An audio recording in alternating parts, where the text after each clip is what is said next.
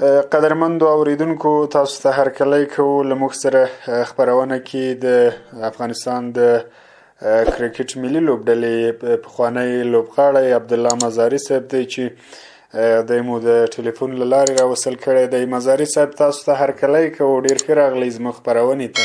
اول خو ډېر څه نه مخکې د تاسو د خپرونې د طریقه ټولو هیوادوالو مینوالو ته سلامونه او نیکې هیلې وړاندې کوم. مننه جار سم چې تاسو موږ ته وخت راکړو. هیله کوم. ډیره مننه له تاسو هم مزاري صاحب چې خپرونه کې راسره یاستئ.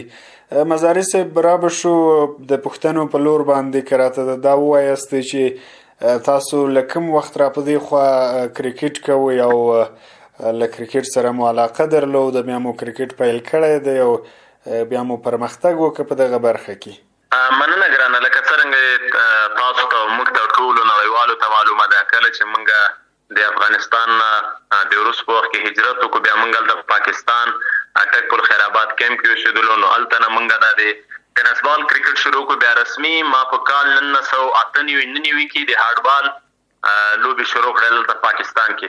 نو تقریبا له هغه وخت را په دې خوا خو که فکر وشي 15-20 کاله 20 کاله وخت تیر شوی دی. په دغه موده کې به مو ډیر کرکټ تر سره کړی وي، په ډیرو برخو کې به مو کرکټ تر سره کړی، البته په ډیرو ځایونو کې به مو کرکټ تر سره کړی وي.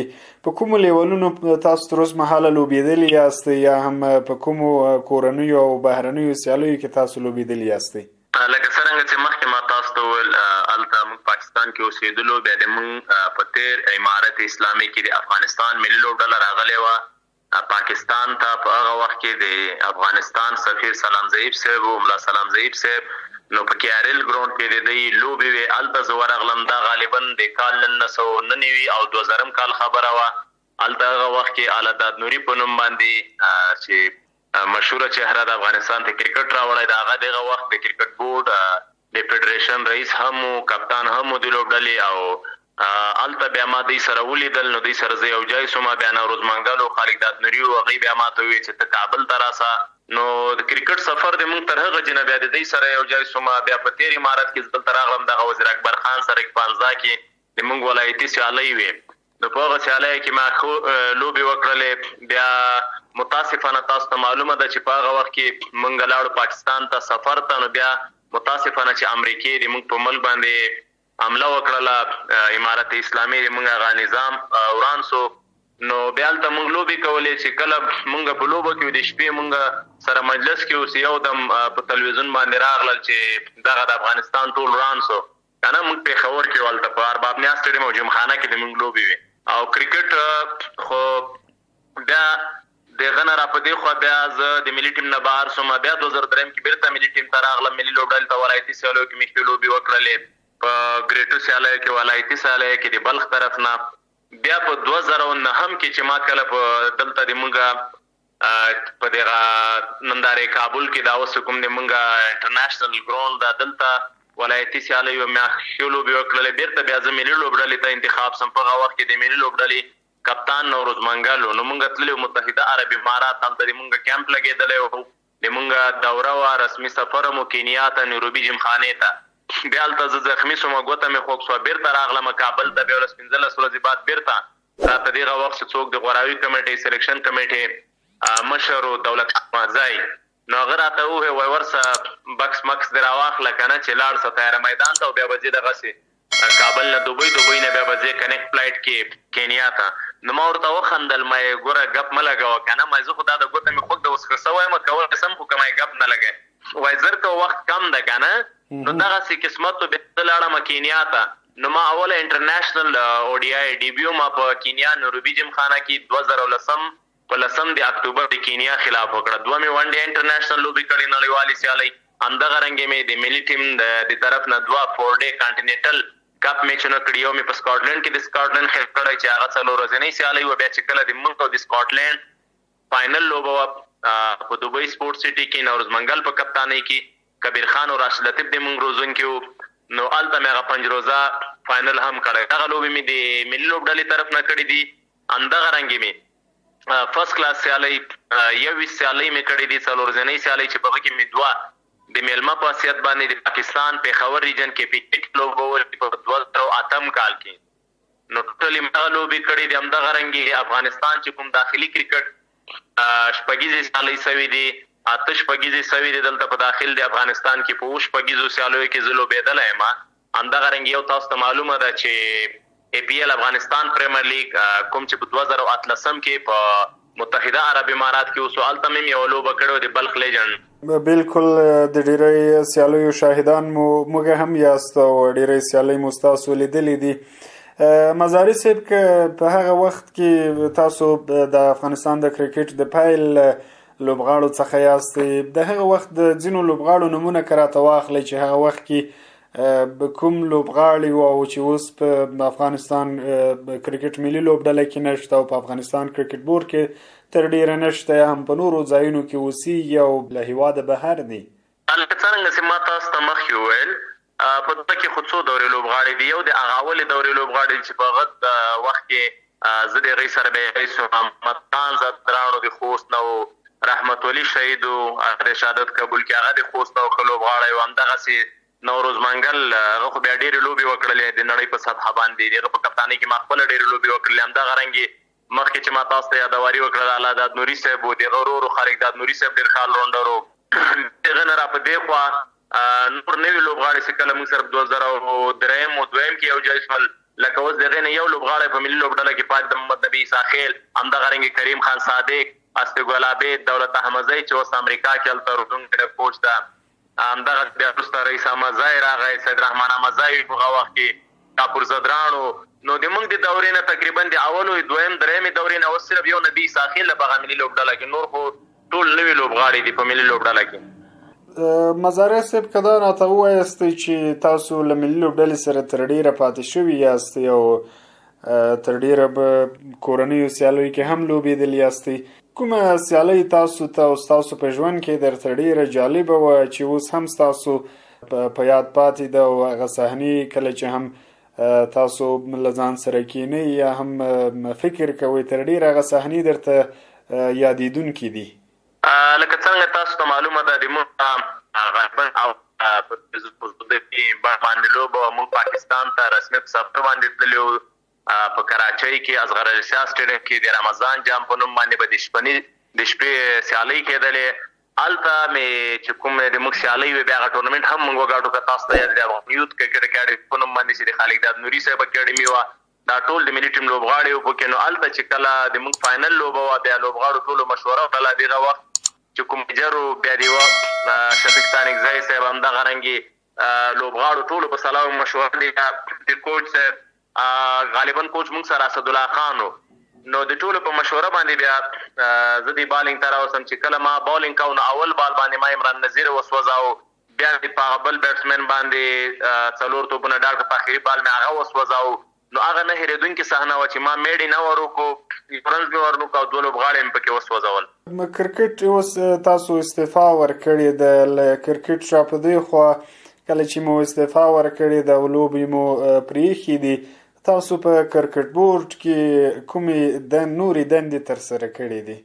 لکه څرنګه چې تاسو ته معلومه ده ما خو په کال 2020 کې استعفا ورکړله، بیا زه بېرته لاړم د هېواد نه بهر لاړم، بیا د فتح راتګ سره وطن ته راغلم.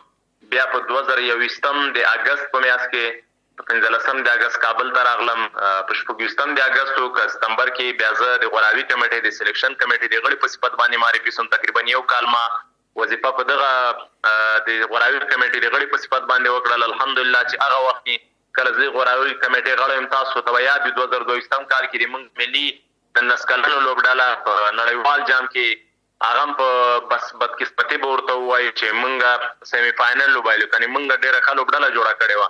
دا غوراوي کمیټې کې مې کار کړی ده. بیا د هغه نه 10 میاشتې زه د وظیفې نه کرکټ بورډ لرې کړلم. بیا بېرته اوس په 2023 کال په د اپریل په میاشت کې وظیفې ته راوستم. 14 میاشتې مې د روزنګ کې په صفت باندې کار وکړو، مزار شریف کې مې اکاډمۍ کې کار وکړو. دغه رنګې پروان ته ورکړم، خو پروان ته لاړم نه، په اکاډمۍ کې کار روان و.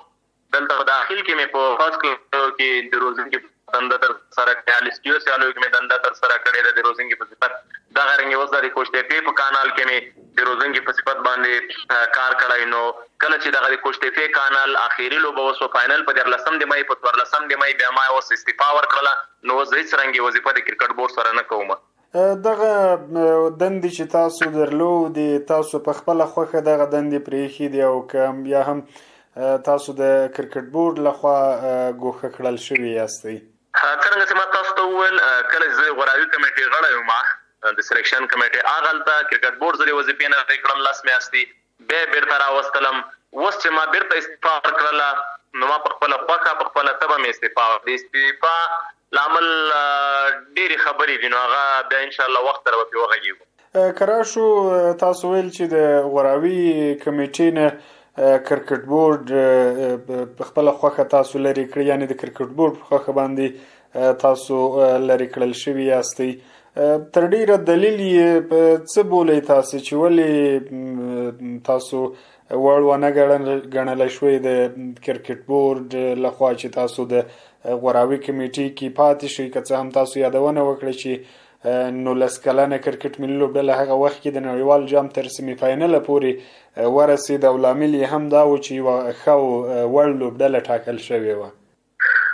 اصل وجه داسې ده ګرانه چې د هر سړي خپل یو نظر یې ایز ا پروفیشنل کرکټر، ایز ا سینیر کرکټر، ټیکنیکلی خبره داسې ده زه به ذاتي خود چې چېرته وظیفه کوم کوشش کوم چې خپله مکمل ایمانداري وکړم، نه داسې چې د چا فشار ومنم. خبره موږ جایز دی هر چا منو، هغه که یو کوچنی وي که یو کش جایز خبره چا منو، خو دلته خبره داسې ده کله چې د افغانستان لوبډله جوړېږي بیا غوراوي کمیټه باید فل اتورایز وي، هغه سلیکشن وکړي چې کوم خدای ته او ولس ته قابل د قبول وي، هغه د موجوده د ټیم لوبډل مشر ته مثال د خبرې هر انګل نه به یې ګورې. خو بعضې مشکلات داسې وو چې هغه ته به موږ سره مخامخ کېدلو، نو هغه کې به بیا چې کله بعضې فرمایش شو نو موږ به د هغه مخه نیوله. کېدای شي غټ هغې دغه څه وایي چې زه هغه وخت هم د وظیفې نه لرې کړی شم. یعنې هغه کوم فرمایشات چې د کرکټ بورډ یا هم د نورو کسانو تاسو هغه فرمایشات نه منل او لامل یې دا شو چې تاسو له دندې لرې کړی شوئ؟ بالکل هغه فرمایشات هغه وخت کې هم نه دي منل، استعفا ورکړه، نو غټ لامل یې بعضې ستونزې مشکلات شته. ډیره مننه مزاري صاحب چې له موږ سره تر دې دمه یاستئ خپرونه کې. که د وروستۍ پوښتنې په توګه راته دا وپوښتم چې تر ډیره د افغان لوبډلې نوملړ اعلانیږي، تاسو که څه هم د سلیکشن کمیټې د غړي په توګه هلته پاتې شوي یاستئ، تر ډیره دغه لوبډله د افغان مینوالو او افغانانو د خوښې وړ نه وي یا هم دوی ورباندې نیوکې کوي. ولې دغه نیوکې لوبډله له نیوکو سره مخ کېږي تر ډیره پورې؟ رابسو دې ته نیوکه خو د هر افغان د هر مینوال خپل یو حق ده. زه وایم د سلیکشن معیار باید نورم بهتر سي. څرنګه چې اوس نړیوال جام ته لوبډله انتخاب شوې ده، داسې نه ده. لوبغاړي ټول د موږ ملګري دي، همسنګره ملګري هم دي، پکې بعضې پکې نوي لوبغاړي دي، زیاتره پکې نوي دي.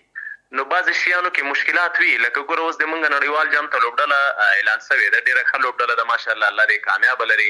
خو په ریزرو کې موږ سره 2 اوپنران دي، یو فاست بولر ده که نه. په ریزرو کې باید موږ سره کم سے کم یو میډل آوټ بیټسمین وای. خدای مکه که یو میډل آوټ بیټسمین انجري کېږي هلته موږ سره بیا شاته بیک اپ ته ریزرو کې که میډل آوټ نه وي نو مجبور یې موږ به یا حضرت زازی اچو یا به صدیق قاتل اچو چې دواړه اوپنران دي. همدغه رنګې که موږ سره مثال بل څوک انجري کېږي، خدای مکه مجیب یا بل څوک، بیا موږ سره هلته فاست بولر یې. نو بعضې مشکلات شته، خو اصل خبره دا ده چې کله د منګه سلیکشن او کرکټ ټول سیستم به هلته صحیح کېږي چې د منګه ډومیسټک کرکټ ته قدر ورکړلی شي. تاسو ته معلومه ده چې د موږ ډېر ډومیسټک ټاپ پرفارمران لوبغاړي لاړل.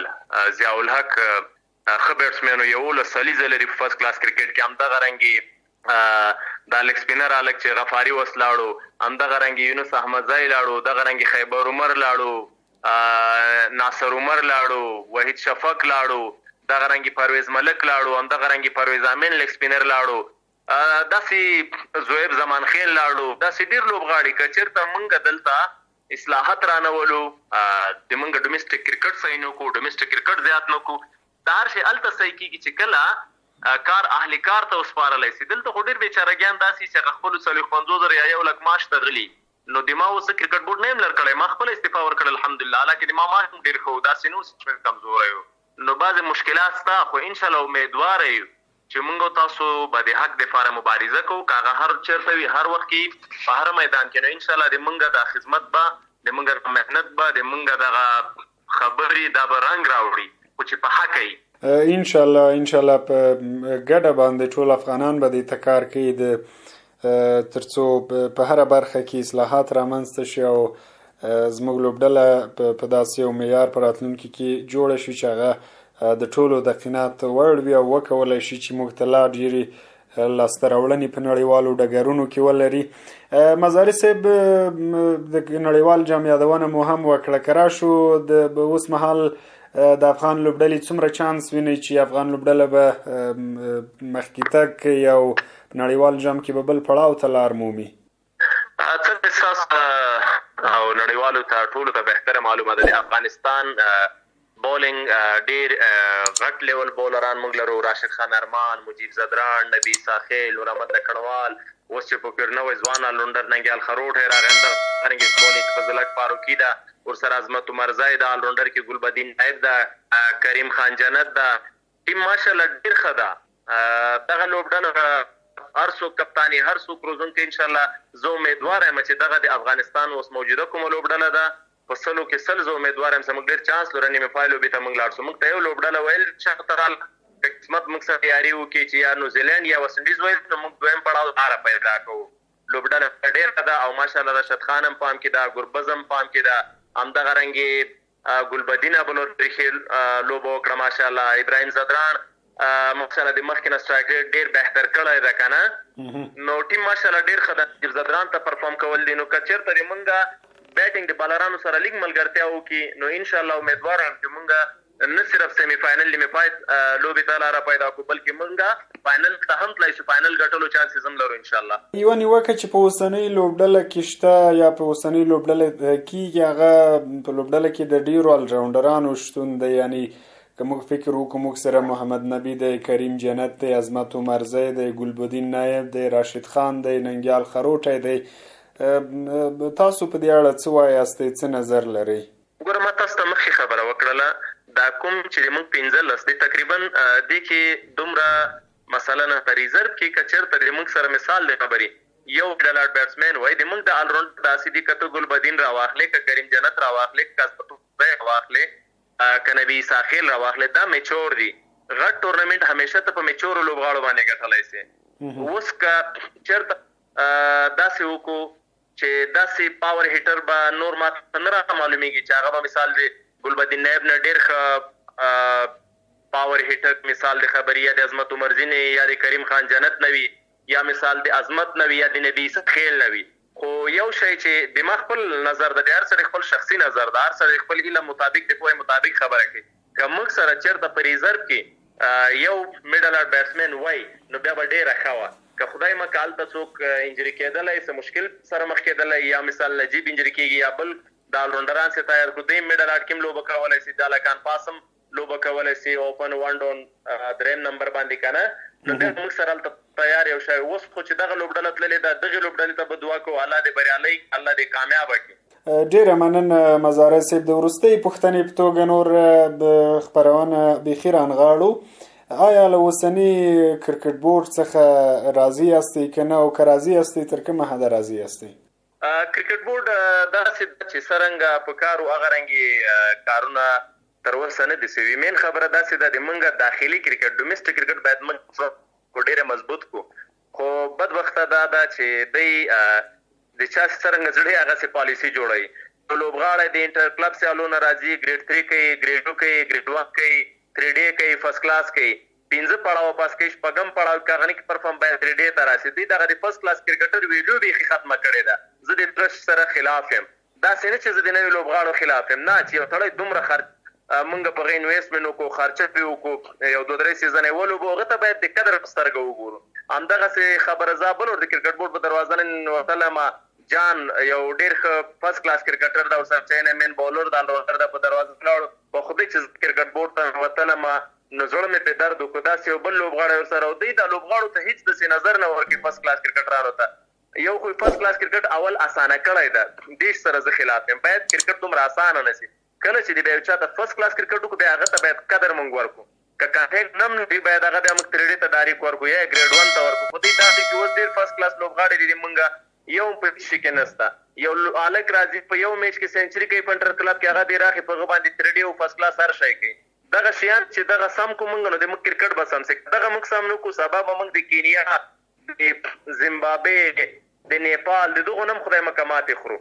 ډیره مننه مزارای صاحب چې موږ ته وخت راکو لموږ سره مو د کرکټ اړوند نظریات شریک کړل.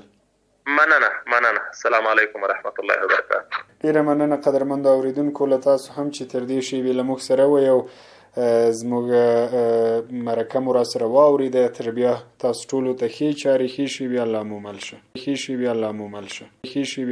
مل شه